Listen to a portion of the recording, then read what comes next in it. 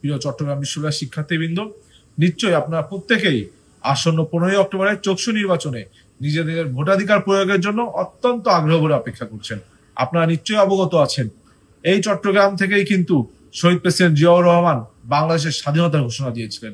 ঠিক একইভাবে এই চট্টগ্রামেই কিন্তু প্রেসিডেন্ট জিয়াউর রহমান শহীদ হয়েছিলেন।